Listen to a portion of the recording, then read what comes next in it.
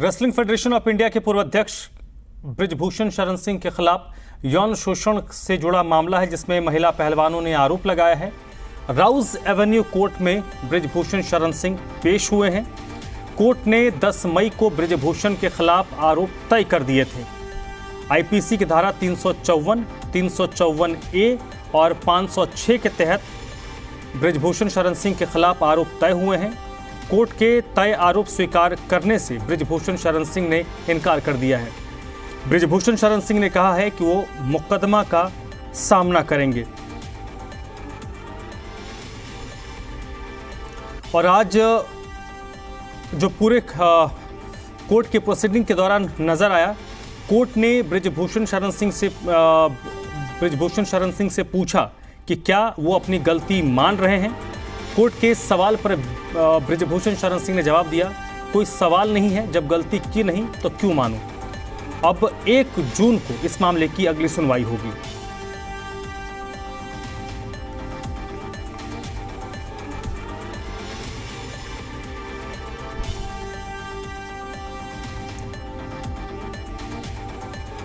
और सीधे रुख कर लेते हैं जी मीडिया संवाददाता अरविंद सिंह इस वक्त मेरे साथ जुड़ चुके हैं दिल्ली से इसी पर ज़्यादा जानकारी के साथ। अरविंद, आरोप तो तय हो गए थे बहुत पहले ही, आज उनकी पेशी हुई। आज की प्रोसीडिंग के वैल्यू को हम समझना चाहते हैं कि कोर्ट ने उनसे जब पूछा कि क्या आपके ऊपर जो इल्ज़ाम है क्या आप उसको स्वीकार करते हैं, तो उन्होंने सीधे तौर पर इसको डिनाई किया। इसका मतलब यह है कि अब आगे ट्रायल शुरू होगा, दोनों तरफ से अपने अपने पक्ष को रखा जाएगा। बिल्कुल धर्म, ये एक सामान्य कानूनी प्रक्रिया है कि जब किसी मामले में कोई जांच एजेंसी चार्जशीट दाखिल करती है और कोर्ट चार्जशीट पर संज्ञान लेने के बाद आरोप तय करता है, यानी मैं आपको रोकता हूं एक अरविंद, बृजभूषण शरण सिंह कुछ कह रहे हैं, सुन लेते हैं। बृजभूषण कुछ कह रहे हैं, सुनते हैं पहले उनको।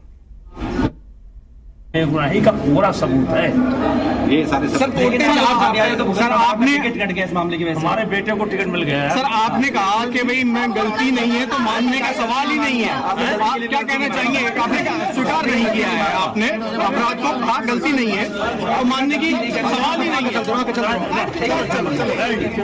बोल रहे साहब, बोल नहीं रहे, पूछिए। गलती नहीं मानूंगा। आगे चलते रहो। ये सब झूठे मामले हैं। अब जो है जो दिल्ली पुलिस है, अब उसको साबित करना है कि उसके पास मेरे खिलाफ क्या सबूत है। सर तो आपने कुछ रिकॉर्ड मांगा है सर, जो आपका ट्रेवल का समान सबूत है ये है सब। तो पुलिस आपकी सुन नहीं रही, दिल्ली पुलिस सीडीआर और होटल का एड्रेस वगैरह। देखिए, न्यायपालिका की एक प्रक्रिया होती है, उस प्रक्रिया के तहत आपको चलना पड़ेगा। ठीक है, एक प्रक्रिया है, चार्जशीट एक्सेप्ट हुई है, अब पुलिस साबित करेगी कि उसके पास मेरे खिलाफ क्या सबूत है। सर यूपी में कितनी सीट निकलेंगी बीजेपी की? सर 400 पार होगी बीजेपी। सर यूपी में क्या समझ रहे हैं, क्या रहेगा सर? 80 में से कितनी? सवाल नहीं। तो बृजभूषण शरण सिंह को आप सुन रहे थे। बृजभूषण शरण सिंह ने कहा पॉलिटिकल सवाल नहीं, लेकिन जब उनसे पूछा गया उनके इस मामले को लेकर तो उन्होंने कहा कानूनी प्रक्रिया का हिस्सा है और अब पुलिस को भी ये बताना होगा, ये साबित करना होगा कि उनके खिलाफ पुलिस के पास क्या कुछ सबूत है। कोर्ट ने जब आज उनसे पूछा था कि क्या आपको अपनी गलती का एहसास है, आप इस बात को स्वीकार करते हैं कि आपने गलती की है, तो उन्होंने कहा कि ये सवाल ही नहीं उठता, मैंने कोई गुनाह किया ही नहीं है तो स्वीकार क्यों करूं।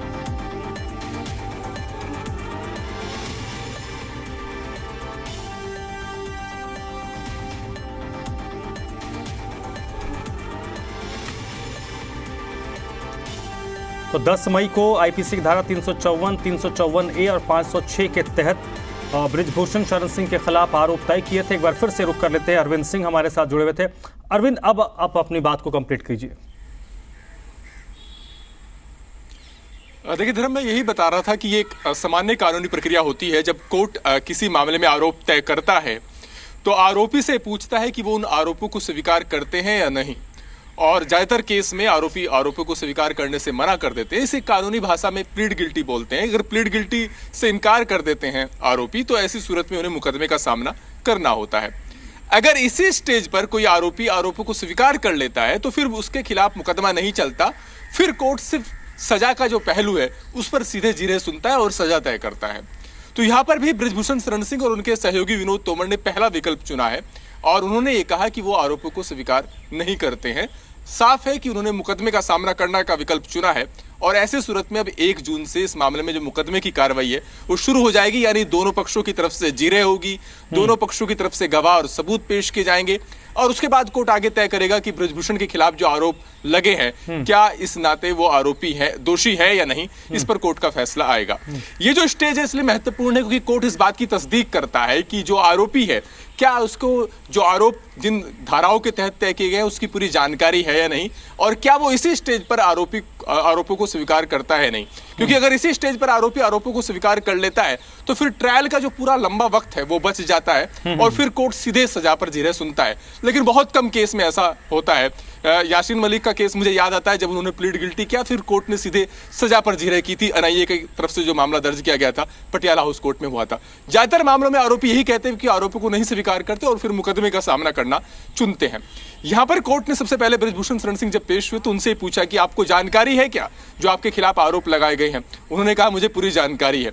उसके बाद कोर्ट ने उनके वकील से पूछा कि क्या वो प्लीड गिल्टी कर रहे हैं या आरोपों को के तहत मुकदमे का सामना करना पसंद करेंगे। तो उसके बाद उनके वकील की तरफ से कहा गया कि वो आरोपों को नहीं स्वीकार कर रहे हैं और मुकदमे का फेस करना चाहेंगे। इसके बाद कोर्ट ने खुद बृजभूषण शरण सिंह से मुखातिब होकर के पूछा कि क्या आप अपनी गलती को मान रहे हैं। तो बृजभूषण शरण सिंह ने कहा कोई सवाल ही नहीं, जब कुछ गलत नहीं किया तो गलती मानूं क्यों। इसके बाद कोर्ट ने विनोद तोमर से पूछा। विनोद तोमर ने भी कहा कि जो आरोप लगाए गए वो बिल्कुल झूठे हैं और वो आरोपों को नहीं स्वीकार कर रहा है। इसका मतलब कि इस केस में जो दोनों आरोपी हैं उनके खिलाफ अब मुकदमा चलेगा। 1 जून से मुकदमे की कार्रवाई शुरू होगी।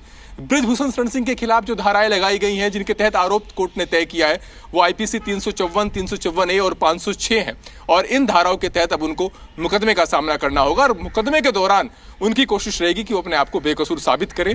वहीं पुलिस की कोशिश रहेगी तमाम सबूत और गवाहों के जरिए, अपनी दलीलों के जरिए कि इस मामले में बृजभूषण शरण सिंह के खिलाफ जो उसने केस तैयार किया है उसको कोर्ट में साबित कर सके। नहीं, अभी जैसे मैं सुन रहा था, आपने भी सुना होगा बृजभूषण शरण सिंह जो कोर्ट कर रहे थे उनका जो पूरा तथ्य ये है, वो जो अपने आप को बेगुनाही के तौर पर जिस चीज़ को देखते हैं, मैं उसको कानूनी पहलू में समझना चाहता हूँ।